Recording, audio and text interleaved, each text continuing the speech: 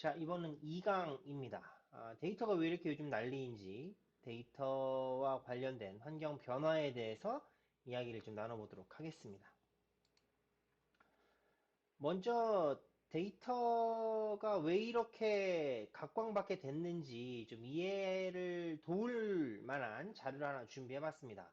구글 트렌드 분석을 한번 해봤는데 2014년도부터 현재까지의 흐름을 한번 봤어요. 키워드는 4개 정도를 넣었습니다. 데이터 사이언스라는 키워드, 빅데이터, 머신러닝, 아티피셜 인텔리전스, AI죠. 인공지능. 이 키워드들을 넣고 2004년부터 현재까지 어떤 그 변화가 있었는지를 한번 추적을 해봤습니다. 먼저 2004년도에는 이 AI라고 하는 검색어가 가장 높은 빈도를 나타내죠. 근데 이때 당시에 AI는 현실 세계랑은 조금 거리가 있는 공상과학 영화에서나 나올 법한 그런 주제였었고 그런 이슈에서 관심을 좀 보였었고요. 거의 2012년까지는 큰 반응이 없다가 갑자기 2012년 이후에 하나의 결과값이 높이 검색량이 치솟기 시작합니다. 근데 재밌는 건 요 하나의 키워드, 빅데이터라고 하는 키워드의 검색량이 높아질수록 다른 데이터들도, 다른 검색어들도 마찬가지로 검색량이 폭발적으로 증가해요. 그래서 요 정점을 찍었던 요 빨간색 빅데이터라고 하는 검색어 정점을 찍었을 때가 언젠지를 봤더니 2016년 1월경입니다. 참 낯설죠. 원래 인공지능 같은 단어들은 영화에나 나올 법한 먼 미래의 이야기일 줄 알았는데 2016년도 불과 뭐 한 6년 전, 6년 전부터 이제는 현실 세계와 뗄래야 뗄 수 없을 정도의 긴밀한 관계를 갖게 되었습니다. 결국엔 빅데이터와 데이터 과학 분야를 리드하는 모습을 보여줬는데 수면 위에 드러나지 않았던 이 빅데이터라고 하는 영역이 무엇 때문에 이렇게 폭발적으로 성장하게 되었는지 그 원인에 대한 좀 이야기를 하려고 합니다. 사실 빅데이터가 폭발적으로 증가하게 된 것은 이 데이터의 생산량 추이 그리고 인프라의 변화에서 좀 알 수 있는데요.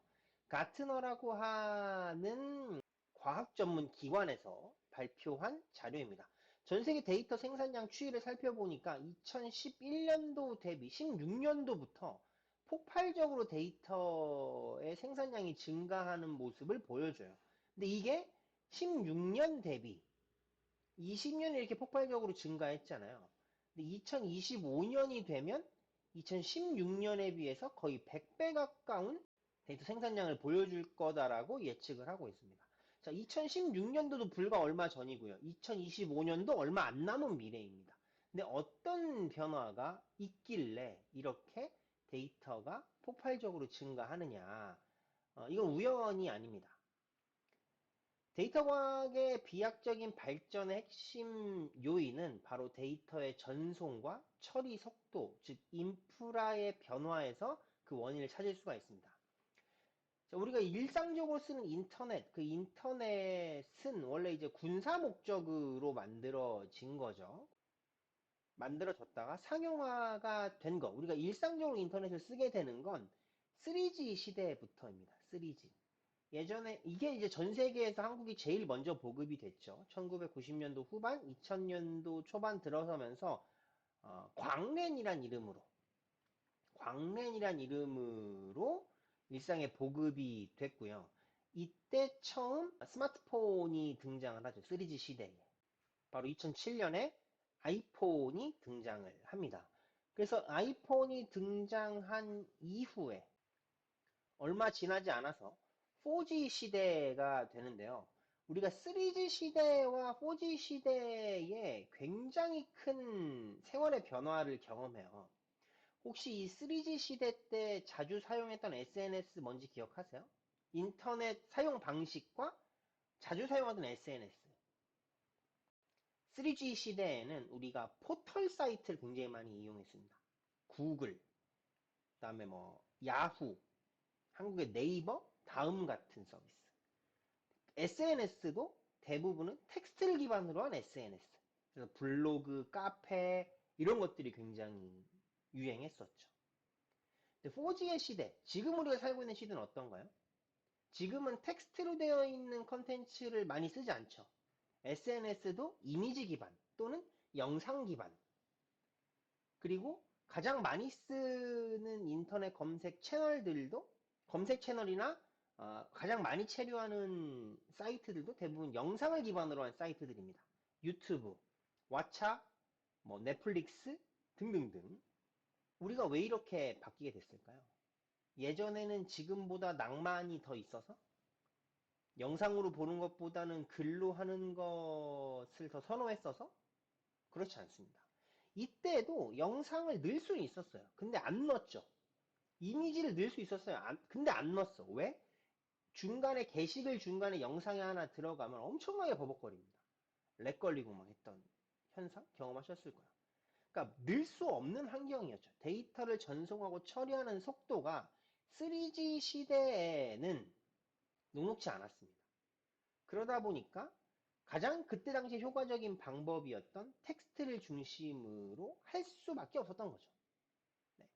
근데 그게 4G 시대가 되면서 디지털 LTE 시대로 접어들면서 비약적으로 전송과 처리 속도가 증가하게 되었고요. 그래서 지금은 대부분의 컨텐츠를 다 영상으로 만들고 영상으로 소통하고 영상으로 커뮤니케이션 하는 것을 선호하죠. 그래서 예전에는 다 이제 안내서나 이런 것들을 종이로 만들었다면 지금은 다 QR코드 한 장 찍어가지고 영상으로 내보내는. 그래서 이게 3G 시대에서 4G 시대로 넘어오면서 데이터, 처리 속도도 증가하고요. 예전에는 다루지 못했던 빅데이터를 다룰 수 있는 시스템을 비로소 갖추게 됩니다.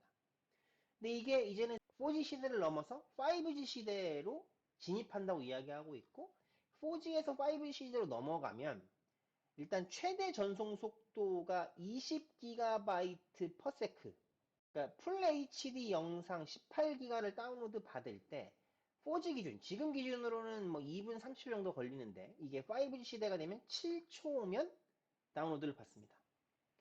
그리고 체감 전송 속도, 초당 4G가 10MB라면 5G는 100MB예요. 지금 우리가 일상적으로 쓰고 있는 4G 대비 적게는 10배, 많게는 100배까지도 차이가 납니다.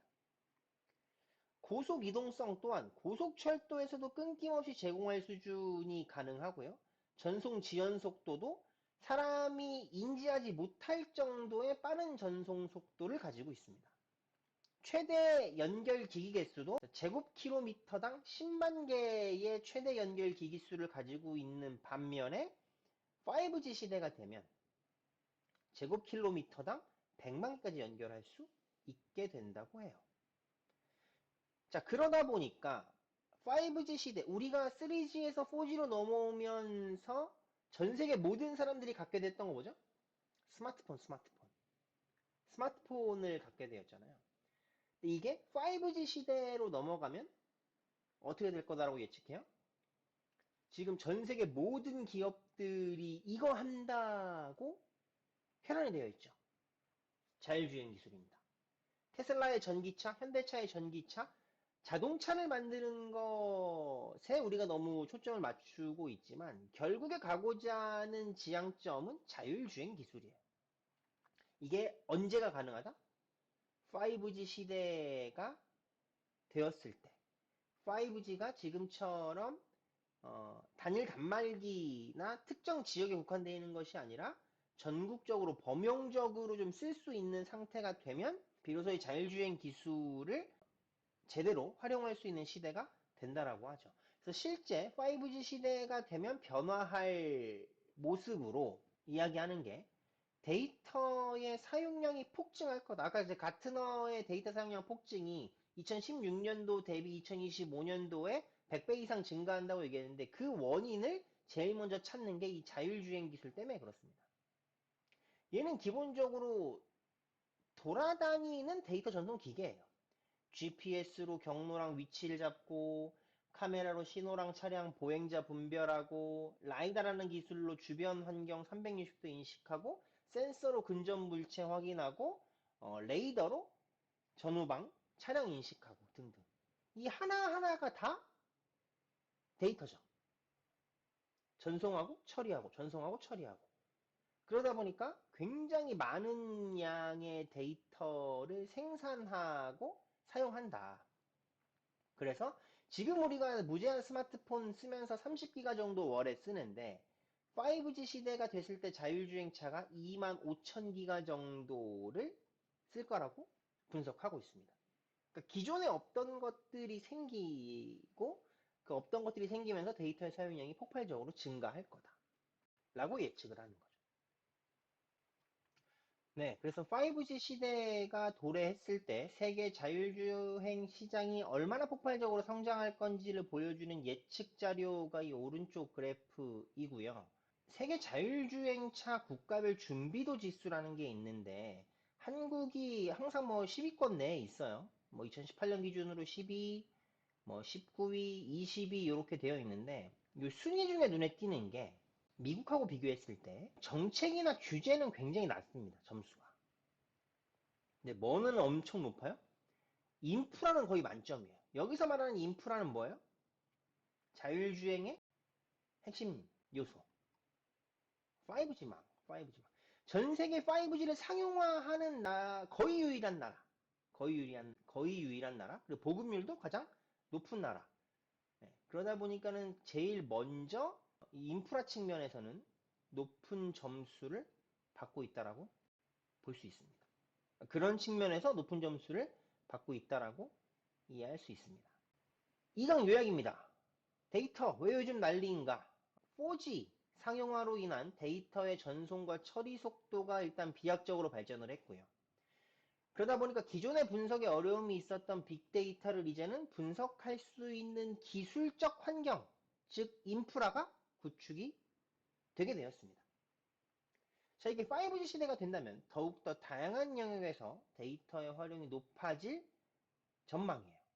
자, 그러니까 데이터 모른다고 그냥 대충 넘어가면서 살 수 있는 환경이 아닙니다.